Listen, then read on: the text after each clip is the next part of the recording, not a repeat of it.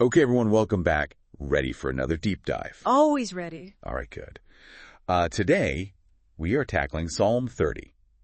Now, at first glance, you might think psalm, song, probably pretty straightforward, but No. this one's got some layers to it. It's a roller coaster. It really is, huh? Yeah. A roller coaster of emotions. It's attributed to King David, and it's all about, it's called a song of thanksgiving, but, It's more than that. right.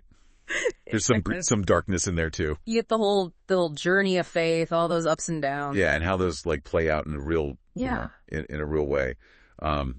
So right out of the gate, David's talking about being pulled back from Sheol. And for anyone listening who's not familiar with that term, Sheol is basically the grave, death, the underworld. Mm-hmm. So he's talking about coming back from the brink. Yeah, like a near-death experience. And he doesn't sugarcoat it either. Yeah. It's raw, it's powerful. It's like he's grabbing you by the shoulders and saying, listen, this is what it felt like. This is how desperate I was. It really throws you into the depths of his struggle. Yeah, totally. And, I think sometimes when we read the Psalms, we kind of gloss over that part, but he is right there on the edge.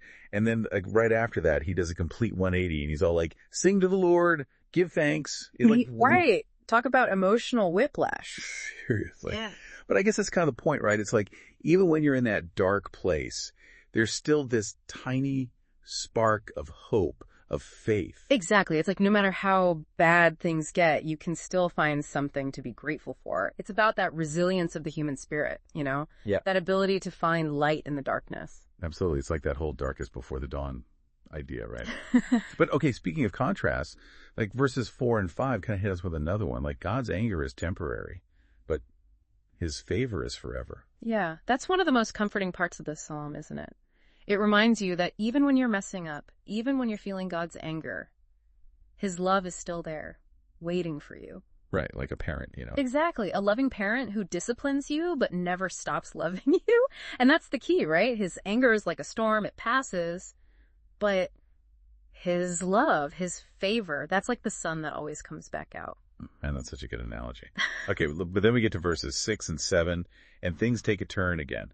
David starts talking about how he was arrogant, how he thought he was untouchable. It's like he's admitting that he got a little too comfortable, a little too confident. A little too full of himself. Right, like he was on top of the world, and then bam, everything came crashing down. Yeah, it's a classic cautionary tale, isn't it? It reminds us that we're all human, that we all make mistakes, and that even the most successful people can fall from grace. And it makes you wonder, what was it that led him to that point? What made him feel so invincible? Maybe it was all those victories, all those successes. It's easy to get caught up in that and start thinking you're untouchable. Yeah, maybe he just lost sight of where his strength was truly coming from. It happens to the best of us, right? We start to rely on ourselves, on our own abilities, and we forget that ultimately we're not in control. Yeah, so true. So then we get to verses 8, 10, and things get even darker. It's like he hits rock bottom and he's crying out to God in desperation. He's in the pit, for sure. You can almost feel the despair in his voice. He's facing some kind of serious crisis, something that's completely shattered him. Yeah, it's really intense. And I think what's so powerful about it is that even in that state, even when he's feeling completely broken, there's still this unwavering belief in God's power, in God's mercy. It's like he's saying, look, I'm messed up, I'm hurting, but I still believe in you, I still need you. And that's what true faith is all about, isn't it? It's not about being perfect or always having it all together.